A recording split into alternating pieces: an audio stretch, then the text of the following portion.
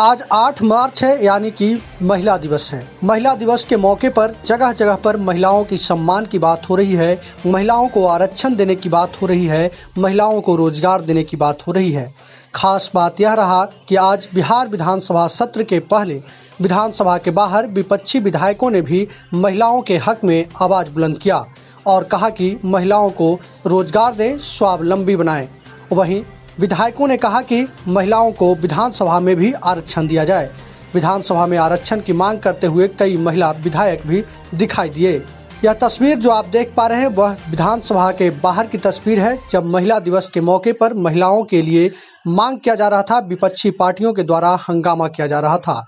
देखिए वो सारी तस्वीर जिसमें विपक्षी पार्टी, विपक्षी विधायकों के द्वारा किस तरीके से महिला दिवस पर क्या क्या मांग किया गया है और किस तरीके से सरकार के विरोध में आवाज बुलंद की गई है। रिश्वतखोरी बंद करो, बंद करो, बंद करो। जल जीवन के नाम पर गरीबों को, जनप्रतिनिधियों को उनका उचित सम्मान मिलना चाहिए। नहीं, ये सबसे बड़ी चीज है कि सरकार हमेशा आती है, 15 साल, ये 16वां साल सरकार का चलेगा और हमेशा कहती है कि हम जनप्रतिनिधियों को सम्मान दिलाने के लिए पत्र जारी करते हैं, लेकिन इनके कोई भी पदाधिकारी उस पत्र को नहीं मानते हैं, धज्जियां उड़ाते हैं।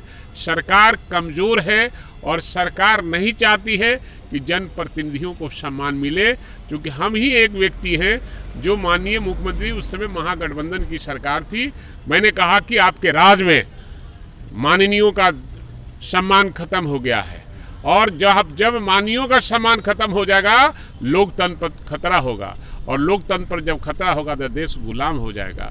इसलिए ब्यूरोक्रेट्स की बातों पर न चले, ब्यूरोक्रेट्स की जो सीमा है उसमें वो रहें और जनप्रतिनिधि की जो सीमा है उस पर जनप्रतिनिधि काम करें। अभिनंदन और स्वागत भी करती हूँ।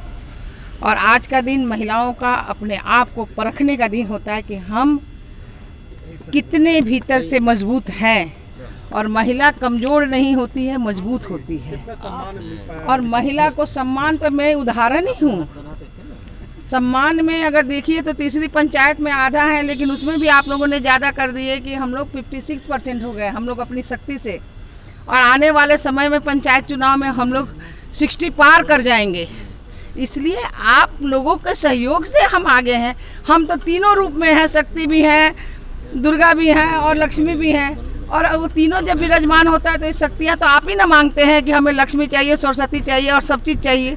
तो हम हमारी शक्ति से आप भी चलते हैं और आपकी, क्योंकि अर्ध नागेश्वरी है तो दोनों बराबर चलते हैं। एक सवाल है जी, किसी की पिटाई करना किसी समस्या का समाधान है? जैसा कि बात है, ये किसी का कोई समाधान नहीं है। हम बैठ के समाधान कर सकते हैं। हम मनुष्य हैं, थोड़ी उल्टी सीधी हो सकती है, लेकिन सबका समाधान आपस में भाईचारे का रिश्ता बना के बैठ के काम करने का है।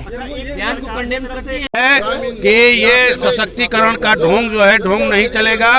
आप महिलाओं के सशक्तिकरण चाहते हैं तो जीविका दीदियों का जो कर्ज है आप उसको माफ कीजिए। जैसे आंध्र प्रदेश की सरकार ने 27,000 करोड़ कर्ज माफ किया, खुद दिया उनकी देनदारी को, यहाँ आप माफ कीजिए।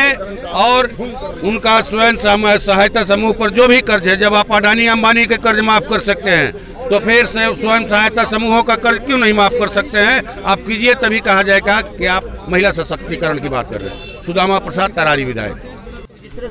वो उनका व्यक्तिगत मामला, इसलिए मैं उससे कुछ नहीं बोल सकती हूँ। मेरा व्यक्तिगत मामला है कि हम सभी के साथ सहयोग करके और सहयोग लेके हम काम कर सकते हैं। सरकार की तरफ से एक नोटिफिकेशन गया है कि जितने भी अधिकार